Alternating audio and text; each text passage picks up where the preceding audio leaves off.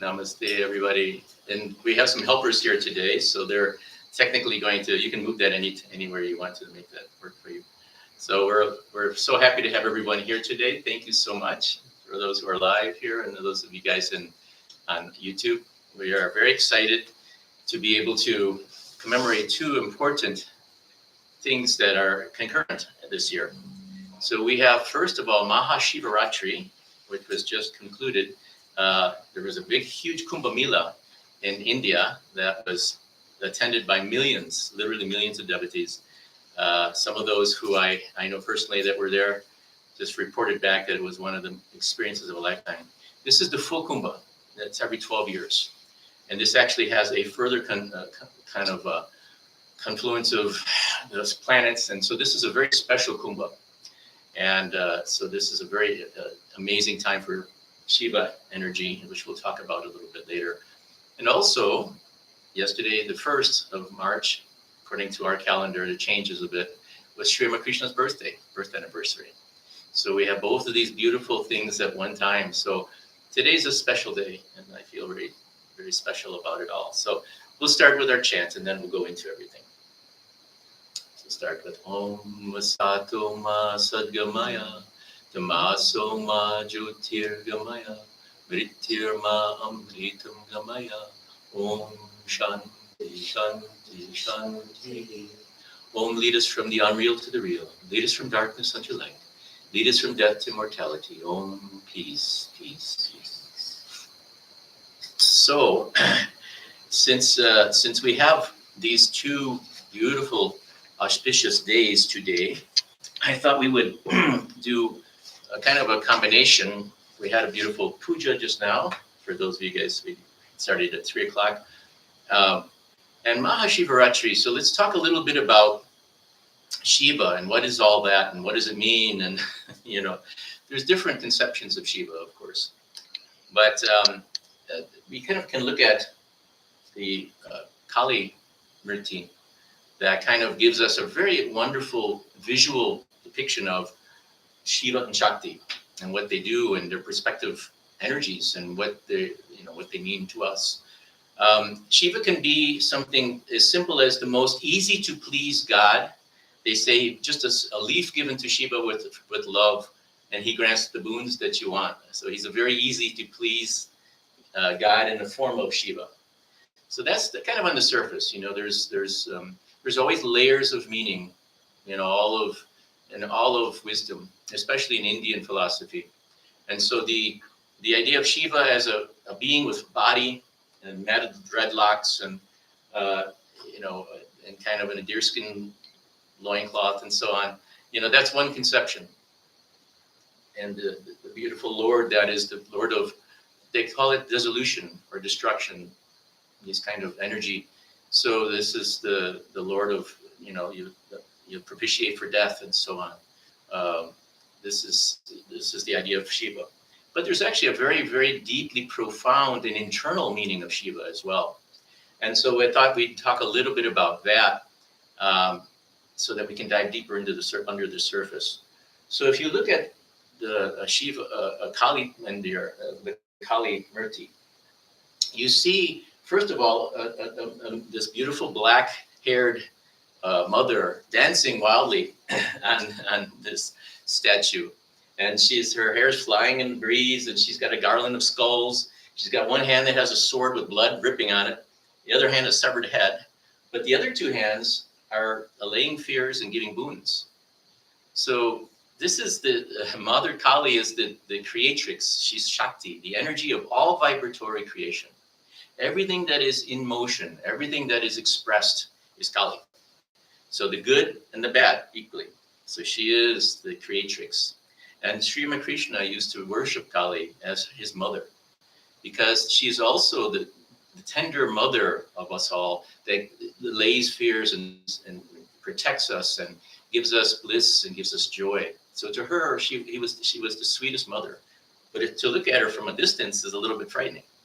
So this is one idea when you look at the Murti. But underneath Kali, dancing wildly, you have Shiva, who's lying recumbent. He's just lying there.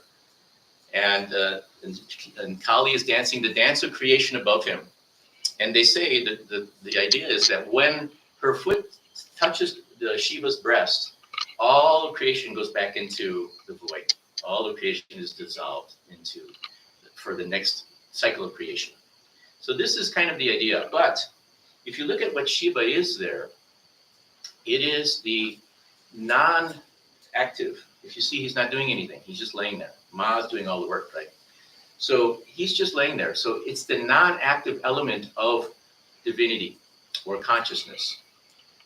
So sometimes it's called Turiya. It's the underlying idea of consciousness. So this is really kind of an interesting thing when you think about internally. So when you think of Kali and Shakti or Shiva and Shakti, think about the idea of everything in thought, everything in motion is Kali.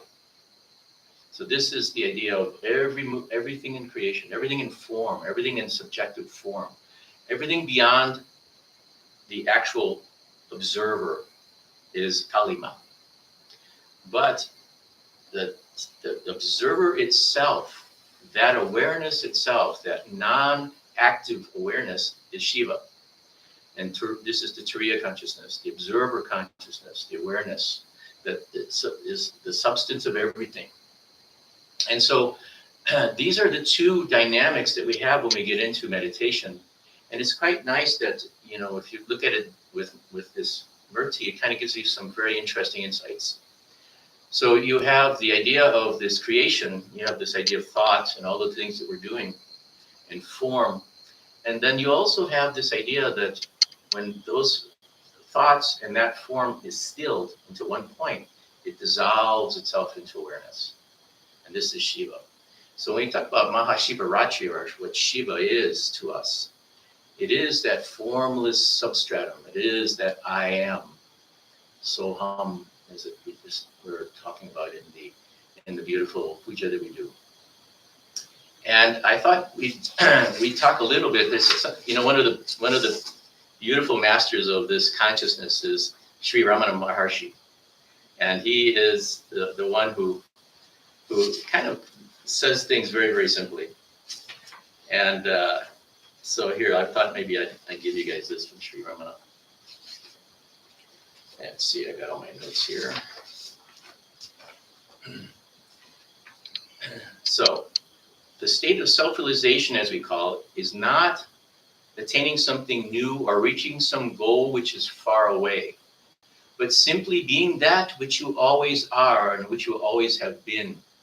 All that is needed is for you to give up your realization of the not true itself. All of us are regarding as real that which is not real.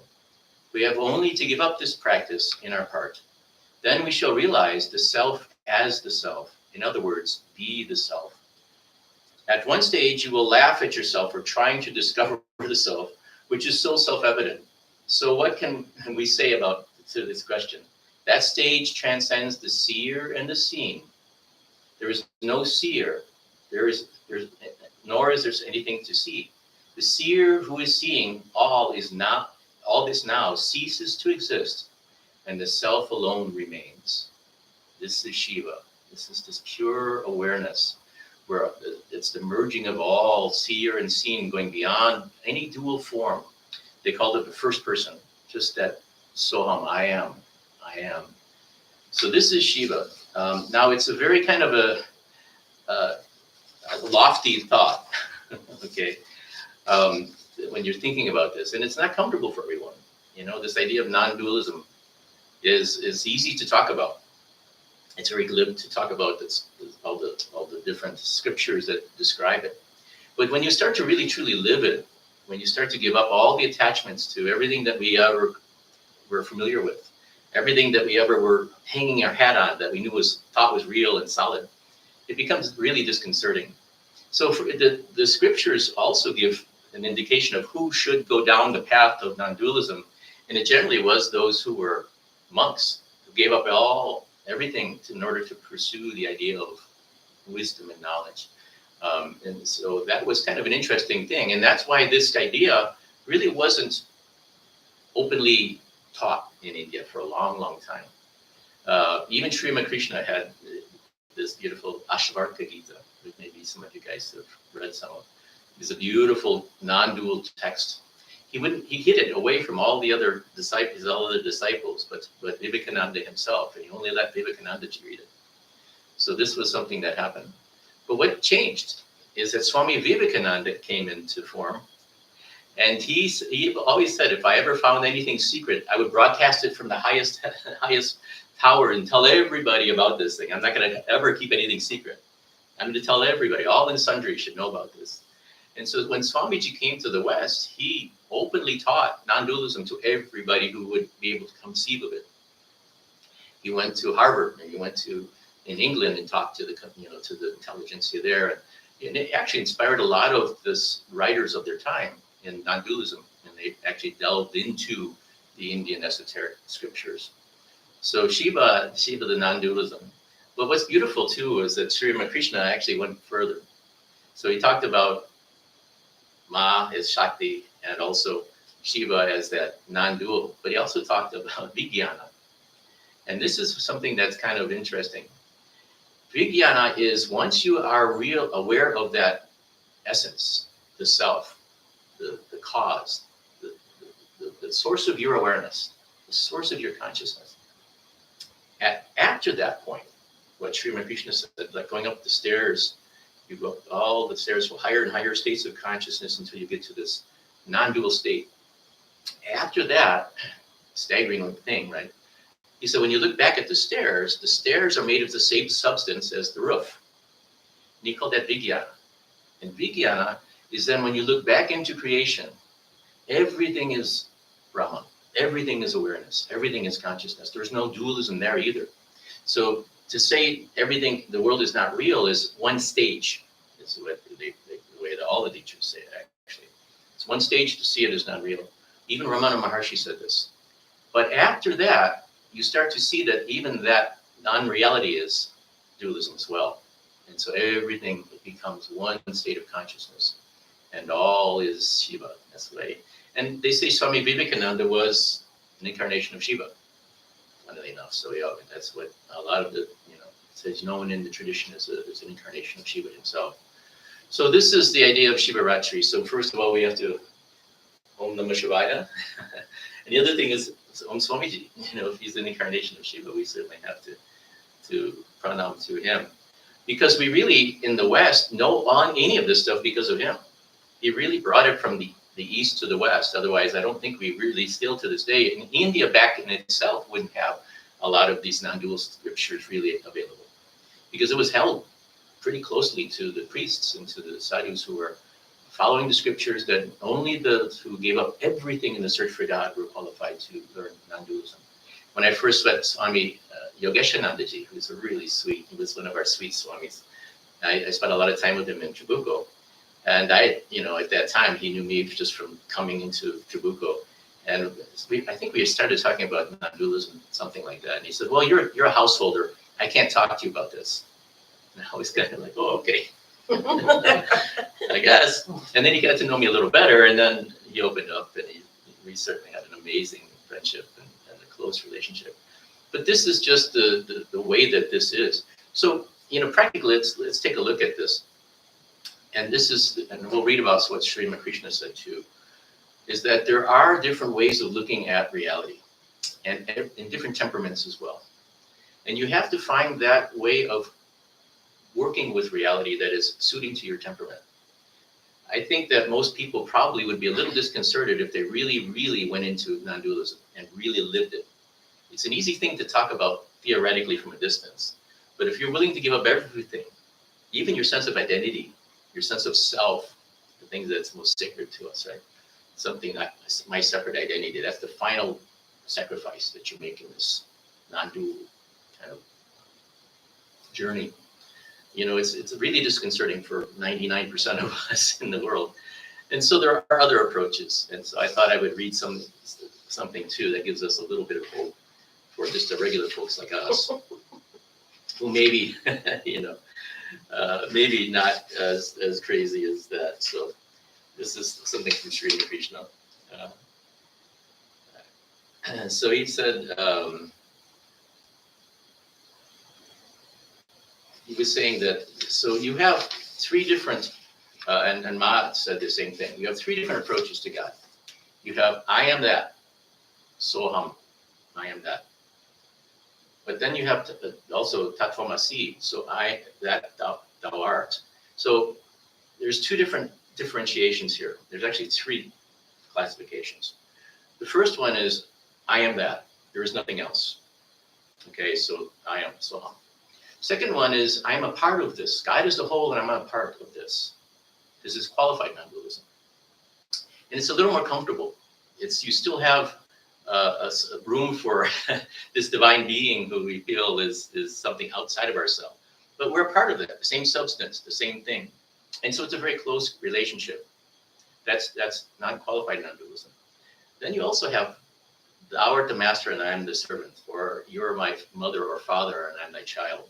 This is the dualistic worship, which is also very beautiful and very comforting.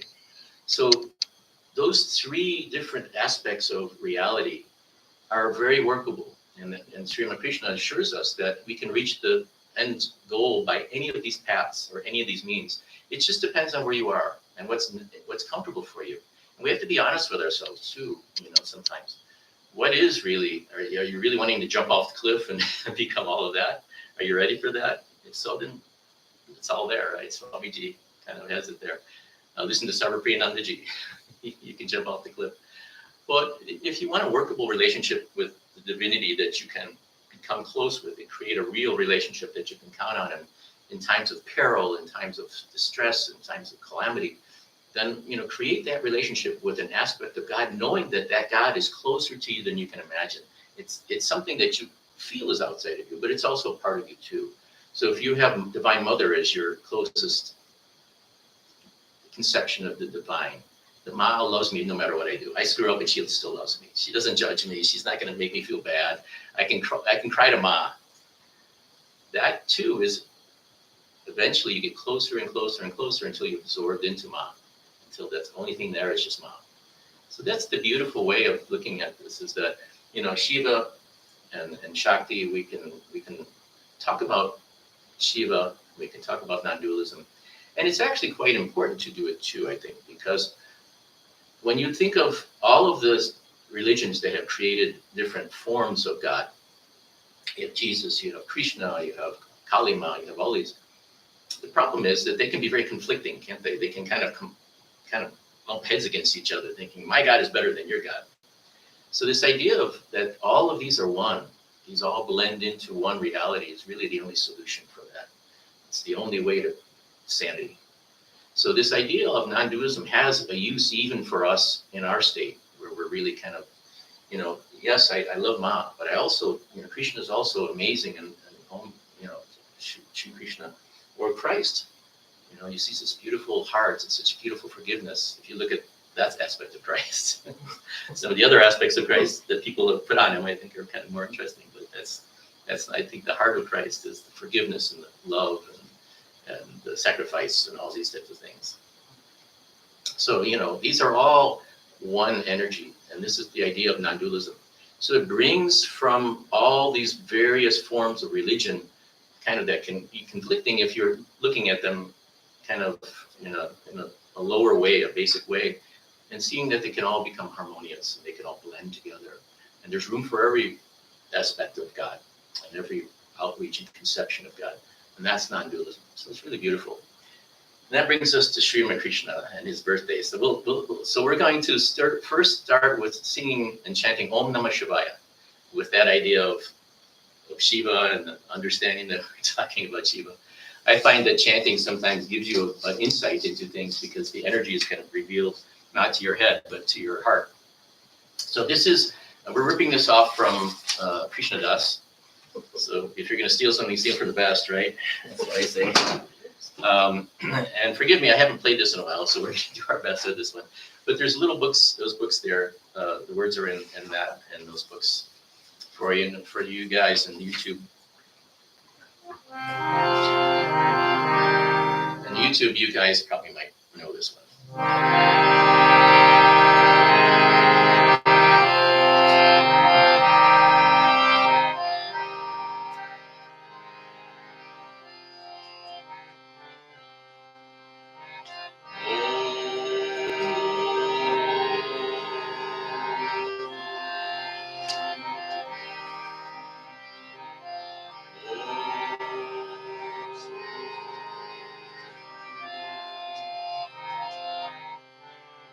This is call and response, so I'll sing it once and then you guys sing it. Om Namah Shivaya. Om Namah Shivaya.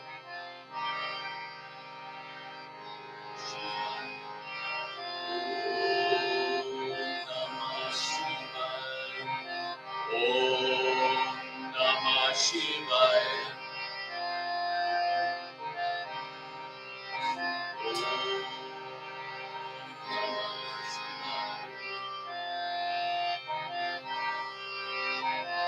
Shivaya Namaha.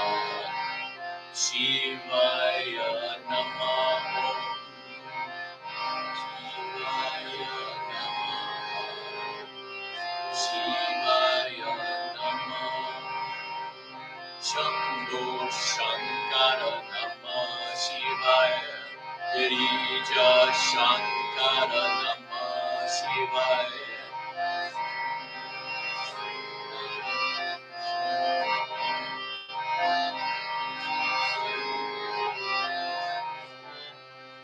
Shambho Shankara Namah Shivaya. Girija Shankara Namah Shivaya.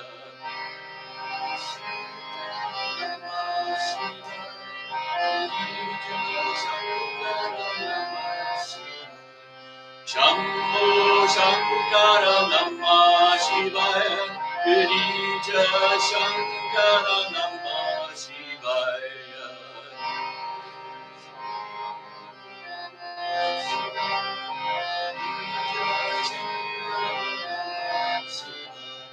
Arunachala Shiva Namah Shivaya. Arunachala Shiva Namah Shivaya.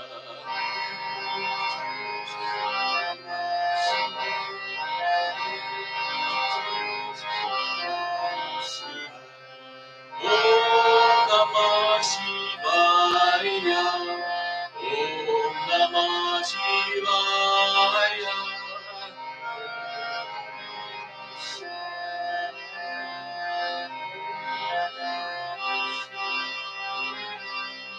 Om Namah Shivaya.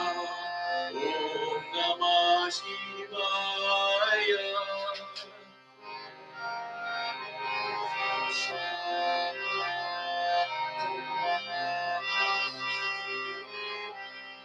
Shambho Shankara Namah Shivaya. Girija Shankara Namah Shivaya.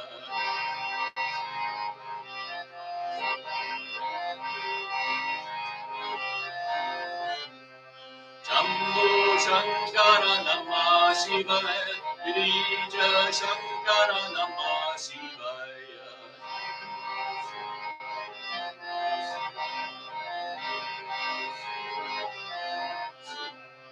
Om Namah Shivaya. Om Namah Shivaya.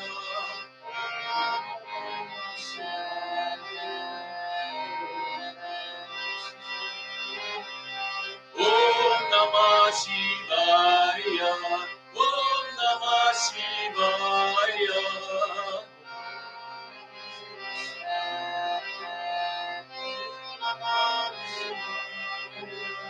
Shambho Shankara Namah Shivaya. Girija Shankara Namah Shivaya.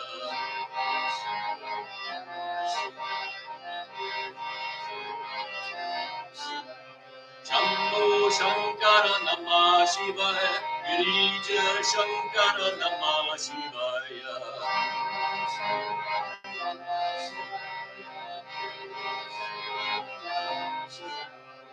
Om Namah Shivaya.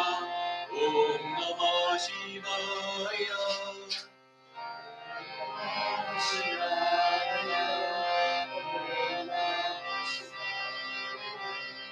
Om Namah Shivaya. Om Namah Shivaya.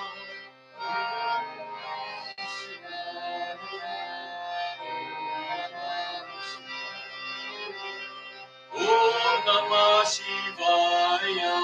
Om Namah Shambho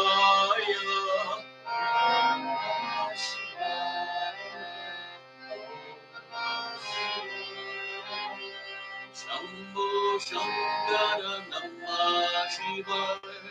Jai Shankara Namah Shivaya.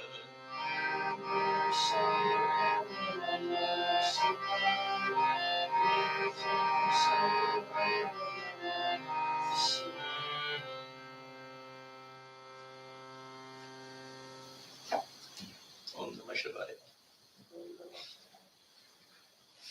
Okay, so now I thought maybe it would be kind of sweet to just, since it's Sri Ramakrishna's birthday was yesterday, it would be kind of sweet to read. Now, this is a book called Sri Ramakrishna, the Great Master. It was written by Sardananda, Swami Sardananda. And he was a direct disciple of Sri Ramakrishna. And this is the book that was written by a monastic disciple. So we have the Gospel of Ramakrishna, which was written by Mahendranath Gupta, who was a householder disciple. And this one is giving you kind of a little different view of Sri Ramakrishna, how he was with the monastic disciples. So if you haven't read this, it's 2 books. It's called Sri Ramakrishna, the Great Master. And you can get this in all great bookstores that are Vedanta. All this is the online Vedanta bookstore. So this is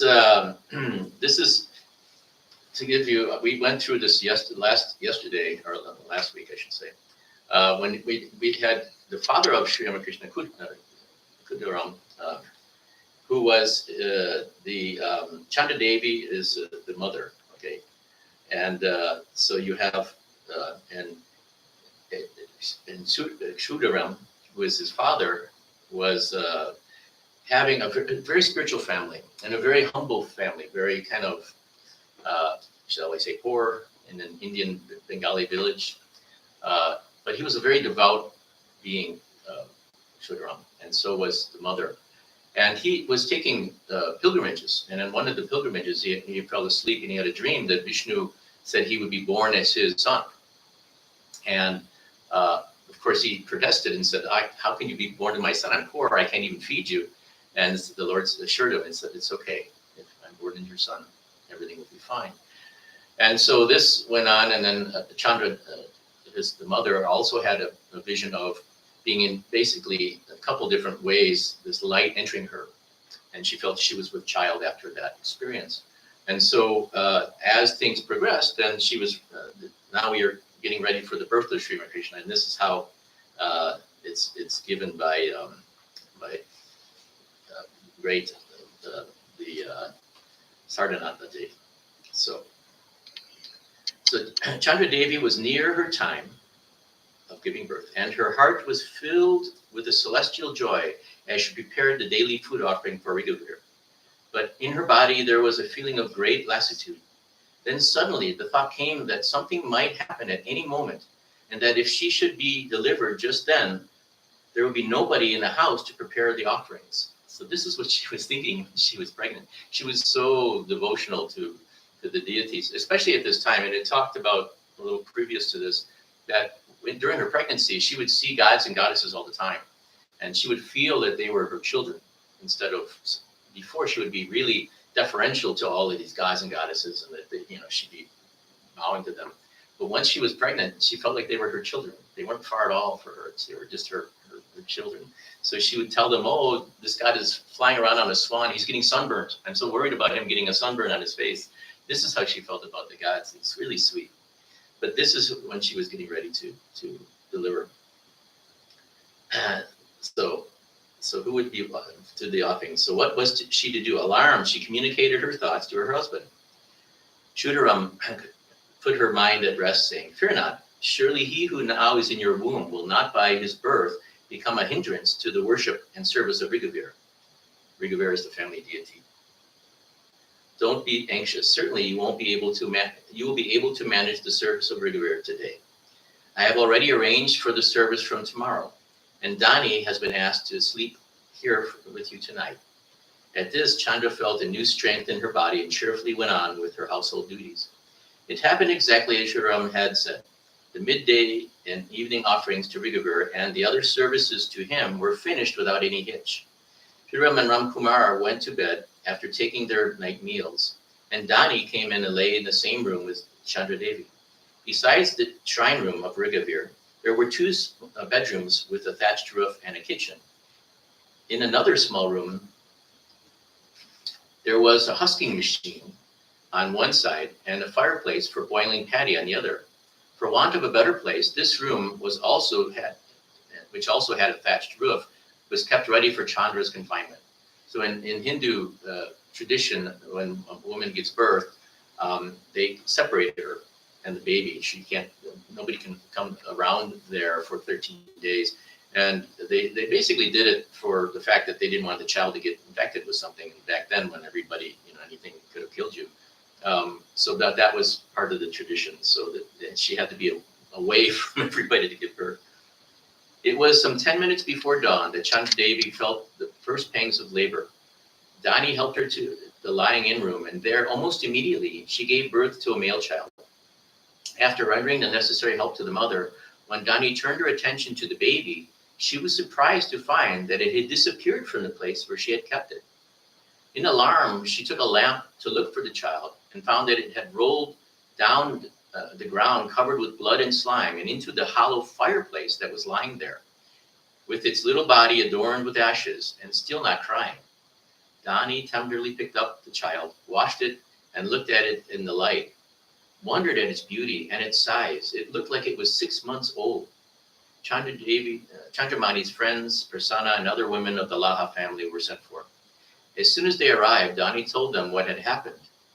At the sacred solemn hour before sunrise, the sounds of the conch filled the humble cottage where Chudaram spent his pious and austere life and proclaimed to the world the advent of a great soul. Ascertaining the signs of the zodiac under which the child was born, Chudaram, well versed in astrology, found that the boy had come into the world at an especially auspicious moment. So I'll leave off there because I'll continue that same thought in a way that might be a little easier for the Western mind to understand with Ramakrishna and his disciples, which was written by Christopher Isherwood, because it kind of delves into words and terms in that book that are more esoteric and might not be so easily understood. But this picks up that same idea. The art of astrology has been practiced in India since ancient times, and today it is still customary to cast a horoscope of a newborn child.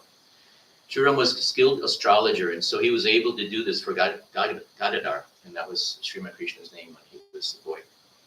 In later years, several well-known astrologers entirely confirmed his findings. The horoscope was extraordinarily auspicious. It showed that Gadadhar would live in a temple surrounded by disciples, that he would found a new institution for teaching religion, and that he would be revered for generations to come. All this was, of course, no more than a confirmation of the message received by Chudaram and Chandra in their visions. It might be supposed then that their belief in the divine mission of their son would now have been established beyond all doubt. Chudaram and Chandra were great devotees, and their faith was strong, but they were also parents, and they worried over their latest child just as much as any other couple in the village might have done. Most of their anxiety proved to be groundless, however. This strange new guest in the form of a baby did not have to go hungry. Chudaram had a nephew named Ramchand, who lived in the town of Midampur, not far distant to the southwest. Ramchand was both well-to-do and generous. When he heard of Gadadhar's birth, he at once sent his uncle a present of a cow, so that a fresh supply of milk was assured. And so it was, whenever help was needed, helpers were not lacking. This was demonstrated when the time came to perform the ceremony of Annaprasana. Annaprasana is a very important event in the life of a young Hindu child. It is on the occasion on which he or she is given rice to eat for the first time, generally at the age of 6 or 8 months for a boy and 7 months for a girl, 5 or 7 months for a girl. The child now assumes an identity. It is formally given a name. It is dressed in the best finery its parents can afford, and it is crowned, when possible, carried through the village on a palanquin, accompanied by musicians. It is sometimes taken into the temples and made to bow its head to the presiding deities. Finally, it is seated on a specially painted stool and rice is given to it. This ceremony can be performed in a very costly manner. But Sri Ram, like other poor people, had to simplify it to the barest essentials. So he planned merely to offer rice to Sri Rama and invite only a few close relatives to share it afterwards. In every puja, act of ritual worship, the meal which follows the ritual is regarded as sacramental, since at least a portion of the food has been eaten and been first offered to the deity. Such consecrated food is known as prasad. To eat some of this prasad is as much a part of the worship as to participate in the ritual itself. As a matter of fact, a wealthy friend of Sri Ram in the village, the landowner Dharmandas Laha, had already decided to take charge of the Anaprasana for Gadadhar. But Dharmadas, to tease Sri Ram, did not tell him this. Instead, he got the leading Brahmins of the village to come to Sri Ram and requested they might be guests at his ceremony. Sri Ram was in a dilemma. He could not possibly refuse the Brahmins, and since he had invited them, he saw himself compelled to invite all of the other many friends of the village. So he faced humiliation or ruinous expense, a cost which, according to the code of hospitality which prevails almost everywhere in Asia, could only be decided in favor of ruin. In his desperation, Sri Ram appealed to Dharmadas, who now reassured him and undertook to provide all that was necessary. So Gadadhar's Anaprasana was celebrated in great style with a crowd of guests. From Orthodox Brahmins to beggars were fed. Chandra no longer had daily visions of the gods and goddesses. Perhaps this was because her preoccupation with the safety of her child kept her mind down to the material plane. But strange happenings still took place in the house from time to time. One morning when Gadadhar was about 7 months old, Chandra left him on the bed under a mosquito net and went out of the room to attend to her household duties. Some instinct, however, made her return shortly afterwards, and there she saw an uncannily tall stranger lying under the net, filling the whole bed. Gadadhar was nowhere to be seen. She rushed out and called Sri Ram, but when the two of them returned, the baby was back in its place. Meanwhile, Gadadhar grew. He was vigorous and healthy, never suffering from sickness of any kind. From his earliest years, he had a strongly defined character. He was lively, affectionate, ready to be friends with everybody. But at the same time, he had a curious streak of obstinacy in him. Although his memory was unusually retentive, he absolutely refused to remember any rules of arithmetic. And whatever he was forbidden to do, flatly and without explanation, he would do immediately and never lie or try to hide the fact that he had done it. He was also very restless, and if he felt so inclined, he would simply run off and play. But Sri Ram was patience itself, and he soon found that he could dissuade Gadadhar from doing things if he explained carefully to his son exactly why they should not be done. For example, the big tank called Haldapukar and Tamrapukar had 2 bathing places, one for women and the other for men. Small boys like Gadadhar would often use the place reserved for the women and make themselves unpopular there by splashing. An elderly woman told Gadadhar angrily to go to the men's place, adding that it was anyhow bad that he should see women washing themselves. Gadadhar asked why, and he got no clear answer, only a dark, vague hint that something bad would happen to him if he did. So next day, he hid himself behind a tree near the tank and watched the women washing themselves in their clothes. When next he met the woman who had scolded him, he told her, "The day before yesterday, I saw 4 women bathing. Yesterday 6, and today 8, but nothing bad has happened to me." The woman had to laugh in spite of herself. She went to Chandra and told her the whole story. Chandra waited for the right psychological moment and said to Gadadhar, "Nothing bad will happen to you if you watch the women bathing. It's quite true. But they don't like it. They feel insulted. And I'm a woman too. If you insult them, it's the same as insulting me. You don't want to do that, do you?" Gadadhar at once promised not to watch women anymore. At the age of 5, he had to start school. And school was held in a theater hall. So it just shows how the divine child, they have these strong wills and strong, there's stories of Krishna who did the same kind of mischievous things and stealing butter and so on and stuff like that. So it's a very sweet story and a willful story. One of the earliest experiences that Gadadhar and Sri Ramakrishna had, though, was when he was walking and he was it's here. One morning, recall later, I took some parched rice in a small basket and was eating while I was walking in the narrow ridges of the rice fields. In one part of the sky, a beautiful black cloud appeared, heavy with rain. I was watching it and eating the rice. Very soon, the dark cloud covered almost the whole sky, and then a flock of cranes came flying. They were as white as milk against the black cloud. It was so beautiful that I became absorbed in the sight.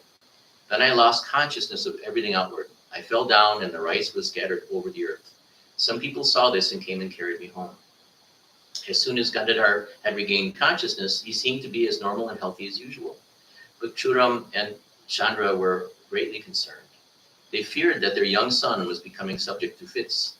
Gadadhar was too young to be able to describe to them clearly what had happened to him. He only could assure them that he had not simply lost his senses. In some manner, which he could not put into words, he had remained inwardly aware throughout his experience, and it made him feel very happy. As time passed and Gadadhar did not become physically ill, Shuram became somewhat reassured. But now he inclined to the belief that Gadadhar had come under the influence of the evil eye, and so took the boy away from school for a while. You know, it's so funny. You would think that, you know, having visions of gods telling them, I'm going to be born as your son, and everything would be kind of paved nicely for some being like this to be born. But it's always the divine drama that creates illusion and delusion in the mind. And it allows a normal relationship to be taking place, a normal lila. If you think about it, if parents really always thought of their child as God, how would they be able to raise it? How would they be able to, you know, have a normal interaction with it? There has to be this veiling effect so that there can be a natural relationship built and really. So it's not illogical to think that something like that would happen in this case too. So it's really beautiful. That's why I love the fact that we have so much information of Sri Ramakrishna available to us about his childhood is wonderful. And the last thing I'll read is, this is kind of the, this is actually written by a relative, and this is something you guys can get. It's Akshay Kumar Sen, a portrait of Sri Ramakrishna. It's a book you guys can get, and it's a close relative of Sri Ramakrishna who wrote, was there himself and wrote the experiences of when Ramakrishna was a young boy. And so from the point of view of the family. So this is just some of the things, and then we'll chant and we'll do a meditation, a guided meditation.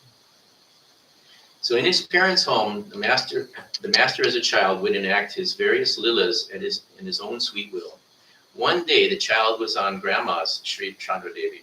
That was the grandma of the person who's writing this, Sri Ramakrishna's mother, and was exposed to the sun's rays. The power of Vishnu took possession of the master's body, and his mother felt the child was feeling very heavy on her lap. She could not bear the weight and placed him on a winnowing fan. It started cracking along with the bed on which he was placed, and the mother became scared, not knowing what was happening. But the child remained calm and quiet. She tried again and again to raise the child from the winnowing fan, but just could not do so. In desperation, she started weeping. Hearing her cry, people rushed to the place. They inferred that a ghost residing in the nearby neem tree might have taken possession of the child. And so a ghost charmer was sent at once. He came and sang the usual mantras to get rid of the spirits. The child became light, and the mother again could take him on her lap. On another occasion, leaving the child alone, she was attending to her household chores. There was an oven near the bed. There was no fire there, but ashes only. At that time, the child was about 2 or 3 months only.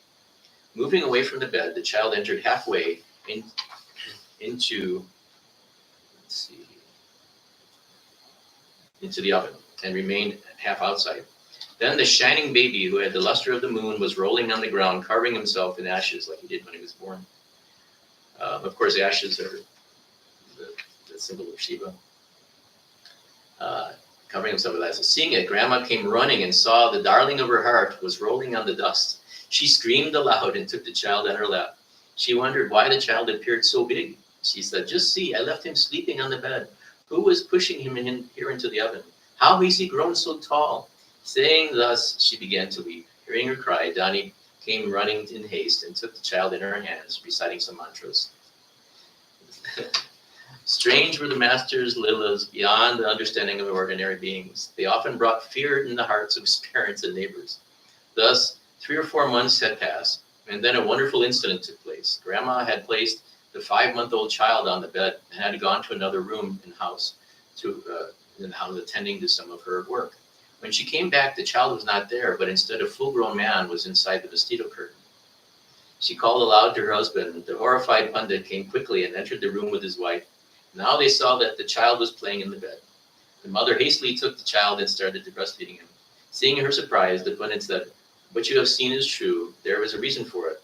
You should not divulge all these things to others. These impossible happenings are not possible in a human being. All this is possible, nothing but the play of Maya. What I feel in my heart is beyond description." The parents forgot the divine powers, and with tears rolling down their cheeks, kept looking at the face of the child and gave him many kisses.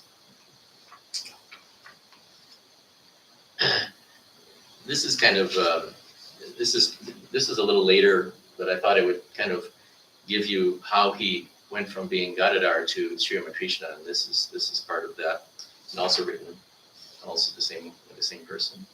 It was then in 1855, 1856, and Gadadhar was only 19 years of age. One day, the great devotee Mathur, Rani's son-in-law, so the Kali temple, Rani Rasmani was a widow, but she was a very strong personality, very forceful, and she inherited the wealth of her husband.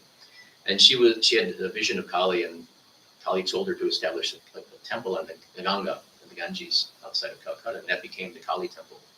And her son-in-law was Mathur, and so he was in charge of the estate and the temple. So Rani's son-in-law, having come across him inside the temple, asked Ramkumar, "Who is this young, handsome brahmachari?" Ramkumar replied that he was his younger brother, Mathur.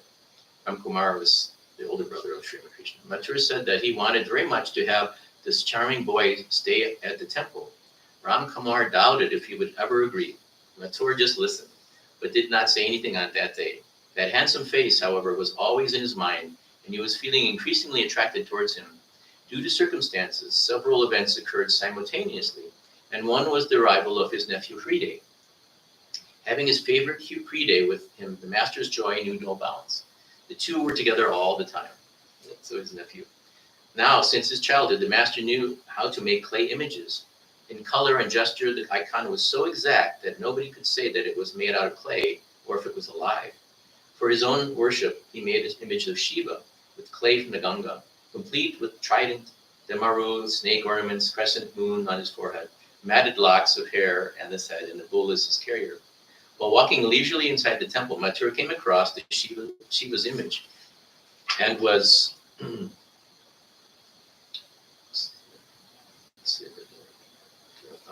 I had to copy these. This kind of hard. Came across Shiva's image and was astonished. Who knows what material the master had created the image? It appeared that Shiva had come down from Kailasa in person.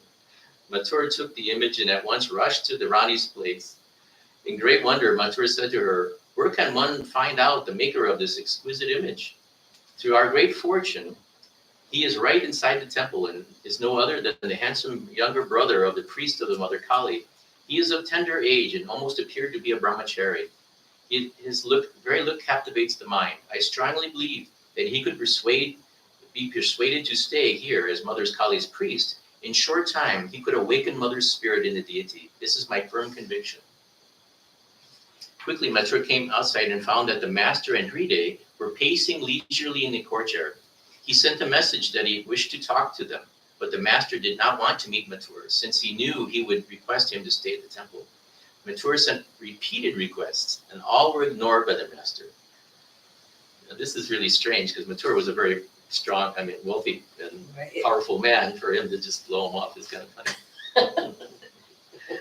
Ultimately, Mathur appealed to Ramkumar, and on his brother's order, the obedient younger brother, accompanied by Hride, who was like the shadow behind the tree, came to see Mathur. Seeing the master, Mathur rose from his seat and then, taking him aside respectfully, requested him to assume the duties of priest. The master opposed, saying that the process of worship of a deity was indeed a veritable source of trouble, because one had to always be responsible for the costly ornaments and other articles of worship. However, he said that if Friede agreed to stay to help him, then he would agree to accept the proposal, however difficult the task may be. Matur, overjoyed, immediately agreed and appointed Friede.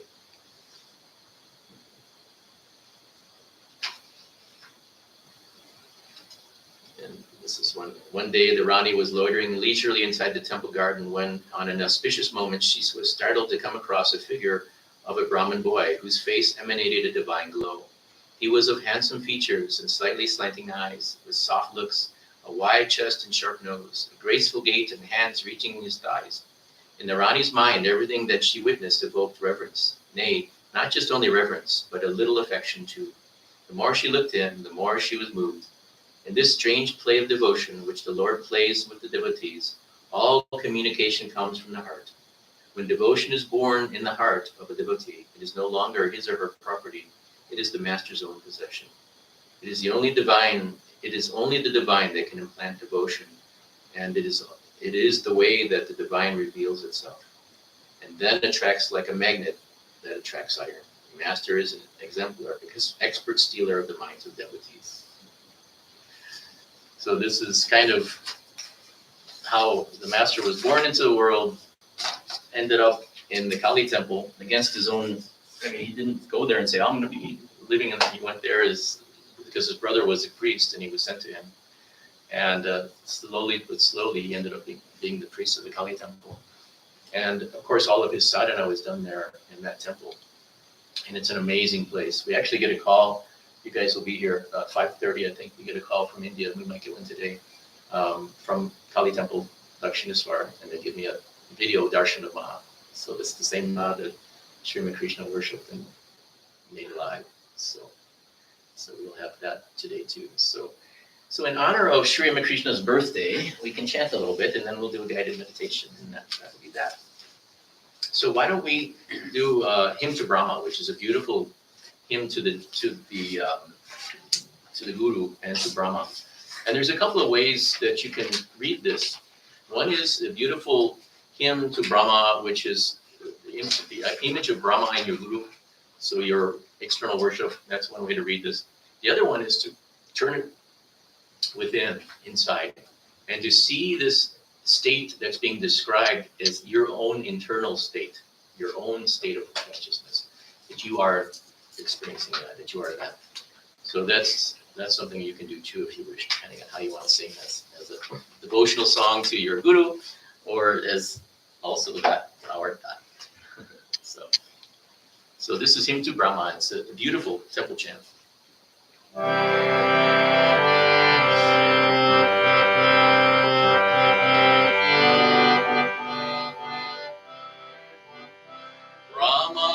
Brahmanandam Paramashutaram Kevalam Jnanamurtim Dvandvatitam Gagana Sadrisham Tatvamasya Dilat Syamikam Nityam Vimalam Machalam Sarvadi Sashivutam Bhavatitam Trigunarahitam Sadguru Tam Namami Sadguru Tam Namami, full of bliss, giving joy transcendent of higher knowledge, the abode will know, clear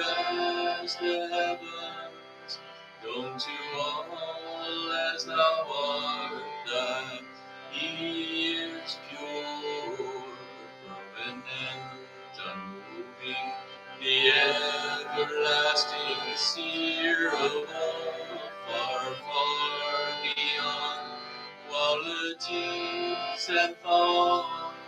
Guru Lord, I bow to thee. Guru Lord, I bow to thee. Full of bliss, giving joy transcendent of higher knowledge, the abode who will come clear as the heavens, known to all as thou art, that he is pure, permanent, unmoving, the everlasting seer above, far, far beyond qualities and thought. Guru Lord, I bow to thee. Guru Lord, I bow to thee.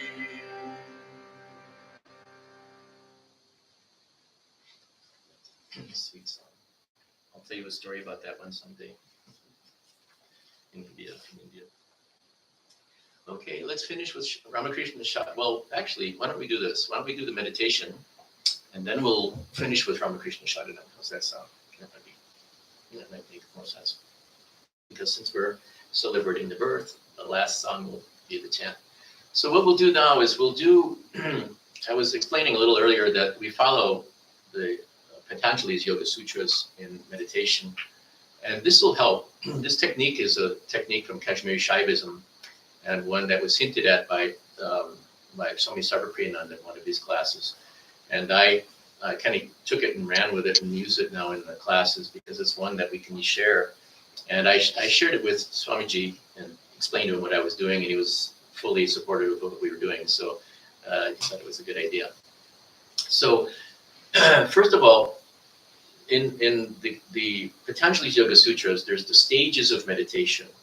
And maybe you guys have experienced the fact that you try to still your mind, you try to go into meditation, or you chant your mantra, and your mind starts going all over different places, and next thing you know, you're thinking about what you're going to bake for dinner, or your to-do list, or anything like that, right? And it's common. It's a common thing that happens to all of us. So the idea of the Yoga Sutras is to give you a tool, scientific tools, meditation techniques that allow you to take control of that process, the mind. So the first is Yama Niyama, and these are the prohibitions and things that you should do and shouldn't do. Let's put it that way. Now this is just, I always try to, we don't want to be crazy here, but you just live according to your own inner compass, moral compass. As long as you're living according to your own inner sanction, that you're doing the things you feel you should be doing and not doing the things you shouldn't feel you should be doing in your own heart, I think that is basically what it's conveying. So, you have to figure that out for yourself. What is it is there anything that needs to be in alignment? Because you can't go into a deep meditation stage if there's a lot of inharmony and things that are going on in your normal life. You're creating all of this restlessness and things, and the emotions continue to rumble. So if you can get the Yama Niyamas down to where you're just living out life in harmony with what you really want to do, it really makes all the difference in the world. So that I have to always put that in there because it's part of the steps. The next one is asana. Asana is very important because if you're going to focus the mind, the body has to be cooperative, and it has to be in a place that is not a hindrance to you. There's also a subtle science of prana that comes into play here. So what it's stated is if you're sitting on a chair, you want to move away from the back of the chair if you can, and sit with your back straight. So the spine being straight, feet flat on the floor. You can put your hands kind of upturned at the juncture of the thigh and abdomen, or somewhere on the lap, or you can put the right hand over the left hand in your lap. There's different ways of doing this, but the main thing is that your chest is kind of forward and your shoulders back so that the spine is straight, and the chin is parallel to the floor, and that gives the spine kind of this kind of one cord that goes all the way to the top of the head. Why do you do that? Okay, because the spine is a channel of energy. The scriptures say that a subtle energy of prana, and there's different channels. There's Ida Pingala and Shoshona in the middle, and then generally the energy goes out on superficial channels in the spine. What really is needed to be able to go into deep meditation is for this energy to go into the center, the Sushumna channel, and to go up the spine into the higher love centers. There's centers of consciousness and light that are in the spine as you go up. not physically, but astrally. But at any rate, we're here in our bodies, right? So they say you can think about it from the base of the spine to the top of the head. I'm not going to go into each chakra or anything like that, but generally the idea is if the energy is at the base of the spine, this is where all the normal mind self-preservation instincts and all that are alive. Then the next one up is the procreation, the creative energies, expression energies and all that sort of thing. The next one up is all the emotional energy. So if generally in our normal waking state, the energy is generally focused on the bottom three chakras, not in the channel, in the center of the Sushumna, but it's focused down there. This is the normal life. And then all of our energy is going outward. All of our prana, all the energy is going into the world because our attention's in the world, because things we want are out here, things we need are out here, right? So that's where all of our attention, all the energy is going outside. The idea to be able to meditate deeply is to change that direction of the energy, to internalize it and have it going inward. And how to do that, of course, for, having the right asana is important, but also just releasing everything, surrender it, for now, for the meditation time, and don't worry about anything. There's nothing out there that you can't put off for 30 minutes or 10 minutes or 15 minutes for the meditation. So you surrender all attachments to everything and any energy and just realize that what you want to find is what's inside. And the sages always tell us that what you really want is inside, right? So that's kind of a come on, I guess. It's a little bit of a promotional advertisement, I guess, from the great ones. So, but the idea is to be able to channelize that energy inwardly. So so the idea of asana is important. First thing you want to do is put your attention at the point between the eyebrows. Raise the gaze just a little bit upward to the point between the eyebrows. They're saying that it's said that the position of the eyes shows the state of your mind. So if your eyes are up like this, the energy is going to go up the spine into the higher centers into the higher levels of awareness. If your eyes are forward in your meditation, that's your normal waking consciousness, and you'll think more. So straight ahead, functioning mind, not going to work. If your eyes go down in meditation, it goes into the subconscious and fall asleep. So you can actually control your state of consciousness by focusing your attention of your eyes differently. So, and it's something you have to train yourself. It's not going to happen automatically, but a deeply meditating yogi, their attention fully focused in the point between the eyebrows, and the energy channelizes and helps bring that energy up. So that's part of the deal. The other thing is, so now you have asana. Now the next one is called pranayama. And there's a link between the breath and the prana of the body. And this is one of the greatest secrets that India has given to the world. So some people would say pranayama is breathing exercises. That's not at all really an accurate statement.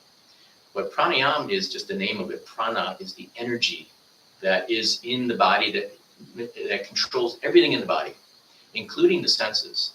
So the prana going outward enlivens the ears, the eyes, the smell, the sense of taste and touch. So that's prana going outward. So how are you going to nullify those things so you can focus the mind? By channelizing it inward, by taking the prana and going inward. And you can do that with the help of breath. So it's the idea of prana, the help of breath, that's what pranayama is. So we're going to use a simple pranayama to be able to help us to control the mind. And it's really beautiful. And it really helps so much. So if this pranayama, and I'll explain to you how to do it, and then we'll do it together, and then we'll do a short guided meditation, because food's on its way soon. We'll be able to be done by 5:30. Then we're going to be able to do a short guided meditation. But ideally, the next step is pranayama, then pratyahara. Now, pratyahara is actually when the senses, the energy, prana is turned inward and away from the senses so that all of them are nullified. So now it's not like you have to fight. You're not hearing anything because there's not prana going to the ears. There's not prana going to the eyes or the scent for the skin. So you're not tasting, touching, feeling anything. And then the prana of the mind starts to become focalized to one point. So now prana is channelized to one point at the point between the eyebrows. And then ideally, all the thoughts will subside into that one thought of point of awareness. And that's what pratyahara is. And once that you get to that one point, there's dhyana, dhyana, and samadhi. Dhyana is that single one-pointedness, dhyana. Dhyana is taking that one point of consciousness and putting it onto the divine, turning it inward to the divine, and observing divine maybe as a dualist in a dual kind of form. That's the dhyana is that putting the attention on the divine. Then samadhi is absorption into that, full absorption into that ideal, what that perception is. So that's the steps of Patanjali's Yoga Sutras. And if you try to approach meditation without that understanding, it can be kind of hard. It's like trying to build something without tools. So this is really, really helpful. So we're just going to be real practical. We're not going to do this like philosophically. We're just going to be real practical. So what we're going to do is remember to put your attention at the point between the eyebrows, and always kind of check yourself during your meditation. Have your eyes slip down, just bring them gently back up again. And what we're going to do is we're going to do a breathing exercise for 3 times, and we'll do it together together at the same time. And what this will do is it'll bring the energy, the prana, into our control, to be able to channelize it. So we're going to breathe in, but it's a double inhalation and a double exhalation. Breathing in through the nose and out through the mouth. So I'll show you. It's like this. That's your inhalation. So it's 2, one short and one long, and until your lungs are filled. Okay. Then the exhalation is double exhalation through the mouth. Again, short and long. So it's inhale. Okay, that's 1. We're going to do that 3 times. And keeping the attention at the point between the eyebrows. And then on the 3rd exhalation, the 3rd time, just leave the breath out. And don't try to control it at all. Just observe the breath. Don't control it. When of its own volition the breath goes in, you're chanting mentally so. Don't move the lips or tongue, so. And if the breath stops, just observe it. When it goes out of its own volition, hum. So hum. So hum. I am he. So hum. I am he. That is, you're affirming with your very breath the reality of your soul, of your nature. And this is from Kashmiri Shaivism. And so what happens is that you become this awareness and this observer if you just do it properly. So you're actually experiencing the observer consciousness. So and you'll find a deep peace. And if thoughts come, just let them go. Don't pay attention to them. Just so and we'll do that just for a short time because we don't have a long time this time. We'll do it longer in future sessions. And then I'll do a short guided meditation that's going to just kind of help just ourselves in the world a little bit. So let's try this. Remember keep the spine straight, chin parallel, and the point of the gaze is at the point between the eyebrows. And now we're going to do 3 times the pranayama exercise, inhaling, double inhalation, holding it, exhalation. We'll do it together. And then on the 3rd time, we'll just leave it out and then just observe it. Remember, so hum. So, okay? So here, let's try this inhaling first. Ready? Exhale. Inhale. Exhale. One more time. Inhale. Exhale. Now leave the breath out and just observe it. On its own volition, it comes in, so goes out. So.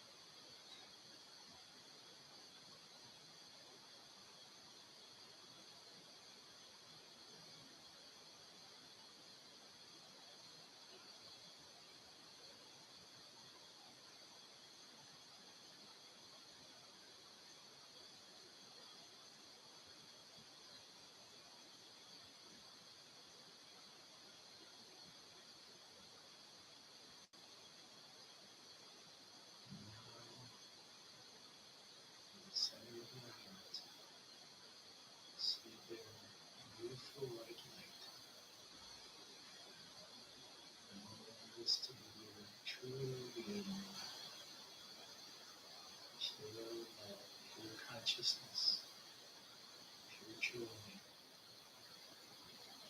unlimited every way. And as you put your attention on that light, it starts to expand, expanding beyond your heart, filling your whole body with that pure love, pure light, pure joy. Feel this total acceptance, total peace, total relaxation in that light, pure love. And now by putting your attention on that light, it goes beyond even your physical body, filling the whole room, combining our lights together in one pure light. And beyond the room itself, filling even beyond the room to the whole building.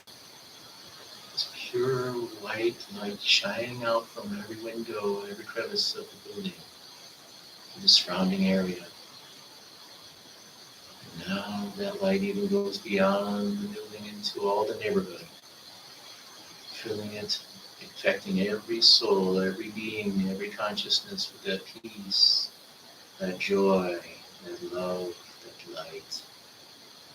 It goes beyond the neighborhood into all of Las Vegas, filling and affecting every being, making them more peaceful, harmonious, loving, and joyful. Seeing that that is affecting all the environment. As it expands beyond Las Vegas, throughout all of Nevada, all the western part of America, that light expands now, filling all of America and all the United States, down into Mexico, up into Canada. That white light is expanding with pure love and joy, going beyond all South America, all around to Europe, around the other side of the continent, up through Alaska and Russia and China, coming through Europe, coming through Asia, India, Malaysia, Cambodia, Thailand, to the other side of the world, all through Europe, through the Mediterranean, through Greece and all of the Mediterranean states, coming to the other side of the world, to the Middle East, and meeting somewhere through Africa, all of this beautiful light. Now it's enveloping the whole world. The whole world is saturated in this pure light, pure joy, pure love. As you look back on the world, as we've expanded now our awareness and our light, we look back at the earth filled with all the love and the joy. See it affecting the harmonious functioning of the whole world.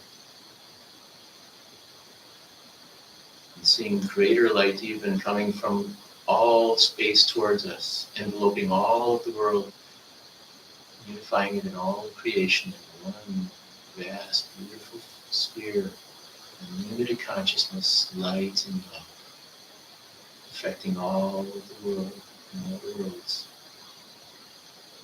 See it changing the thoughts, the emotions, in harmony, creating harmony where there was inharmony, peace where there was conflict, saturating all in that light of love. And now leaving that light, affecting everything, reinforced by the infinite light of all that is.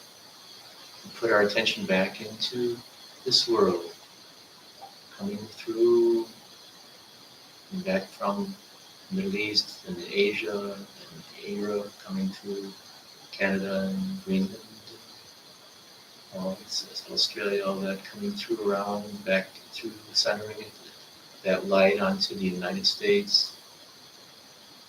Coming now, focusing on the western part of the United States, into Nevada.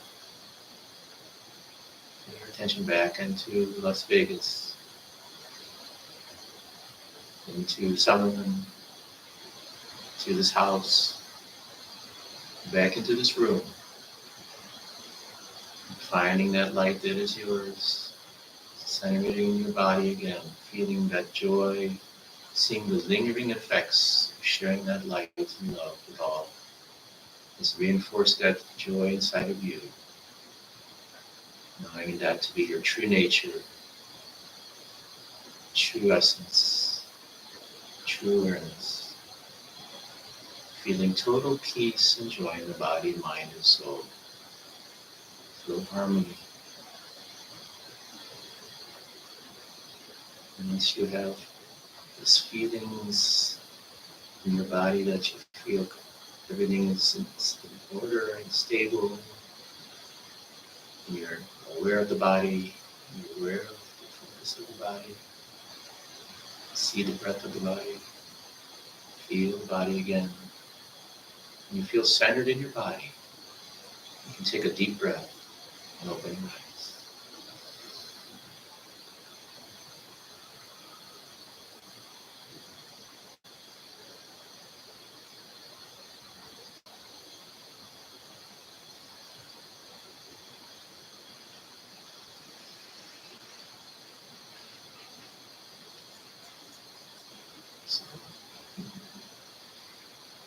Jai Shri Ramakrishna, happy birthday, Shri Ramakrishna.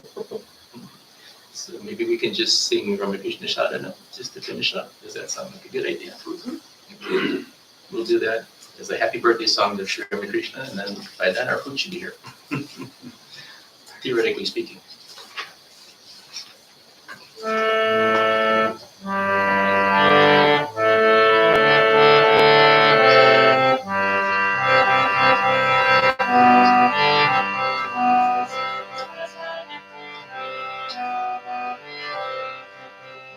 Krishna Sharanam, Ram Krishna Sharanam, Ram Krishna Sharanam, Sharanye Prabhu, Ram Krishna Sharanam, Ram Krishna Sharanam, Ram Krishna Sharanam, Sharanye. Kripa hi kevalam, Kripa hi kevalam, Kripa hi kevalam, Sharanye. Kripa hi kevalam, Kripa hi kevalam, Kripa hi kevalam, Sharanye.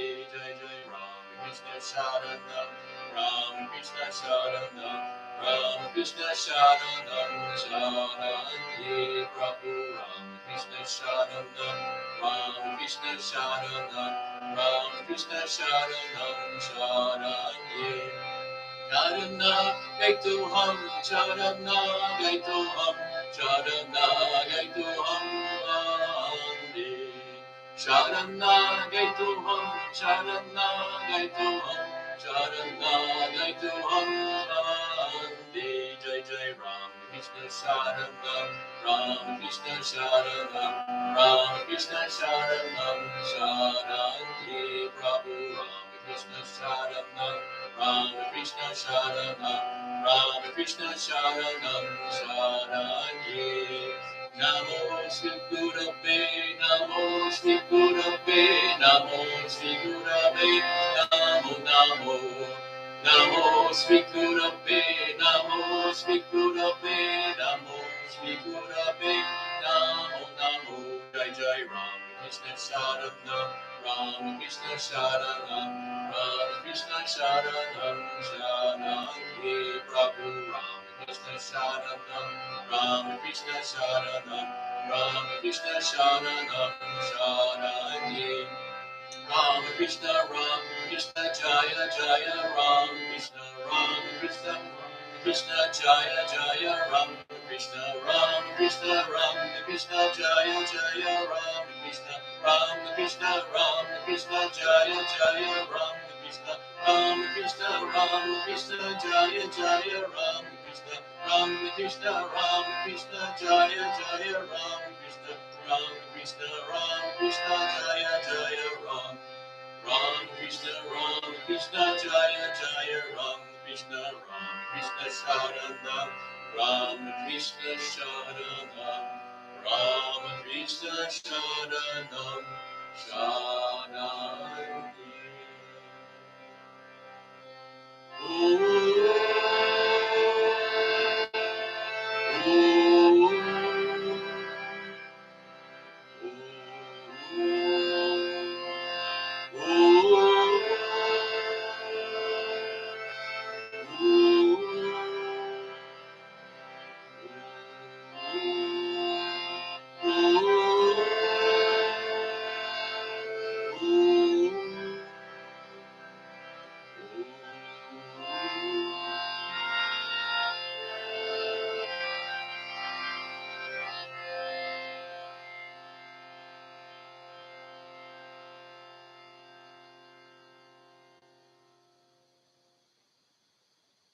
Jai Shri Ramakrishna Jai. Thank you all so much.